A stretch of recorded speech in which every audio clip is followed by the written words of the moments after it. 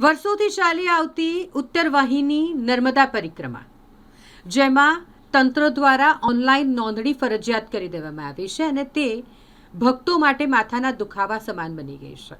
કારણ કે આ ઉત્તર વાહિની નર્મદા પરિક્રમા કરવા માટે હજારોની સંખ્યામાં ભક્તો અહીં આવતા હોય છે.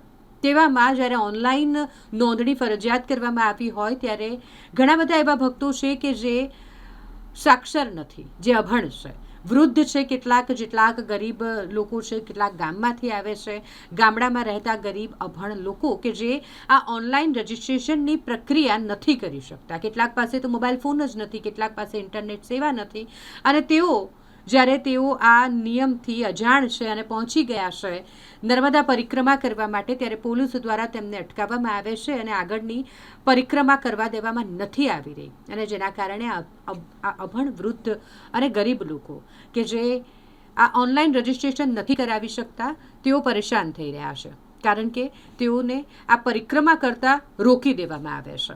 આ લોકો જે વર્ષોથી પરિક્રમા કરતા આવ્યા છે તેઓને આ વખતે જ્યારે ઓનલાઈન નોંધણી ફરજિયાત કરવામાં આવી છે ત્યારે અટકાવી દેવામાં આવતા તમામ ભક્તો એકત્રિત થયા હતા અને તિલકવાડા ખાતે તેઓ દ્વારા ધરણા પ્રદર્શન કરવામાં આવ્યું છે. તંત્ર દ્વારા આજે નિયમ લાગુ કરવામાં આવ્યું છે ફરજિયાતનું, તે અનુચિત છે તેવું આ તમામ ભક્તોનું કહેવું છે. કારણ કે ઓનલાઈન ફોર્મ ભરવાની જે પ્રક્રિયા છે તે પણ સરળ નથી અને માટે તેઓ હેરાન થઈ રહ્યા છે. તેઓ ઉત્તર વાહિની નર્મદા પરિક્રમા નથી કરી શકતા અને માટે તંત્ર સામે રોષ પણ ઠાલવ્યો છે.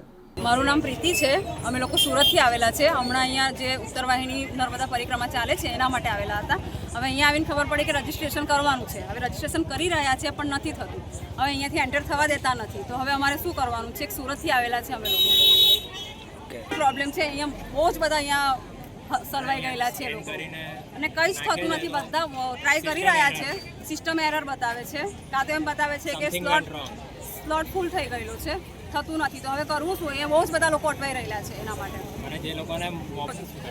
શું નામ છે? પ્રીતિ મોદી. અને જે લોકોને ફોન યુઝ કરતા જ નથી આવડતું તે લોકો કેવી રીતે રજીસ્ટ્રેશન કરશે? આ પહેલેથી જાણ કરવી જોઈએ અથવા તો આ બંધ જ કરવું જોઈએ અને થોડી વ્યવસ્થા સારી કરો તો આટલી બધી ભીડ નહીં થાય. બધા સારી રીતે કરી લે છે. ગયા વર્ષે પણ કે રજીસ્ટ્રેશન વાળું કંઈક હતું, કંઈ નહીં હતું લાસ્ટ યર પણ, અને ગઈકાલ સુધી પણ કંઈ નહીં હતું. આજથી જ આ ચાલુ કર્યું છે અને બધાને બહુ જ પ્રોબ્લેમ થઈ રહ્યો છે. અહીંયા બધા બહુ જ અટવાઈ રહ્યા છે.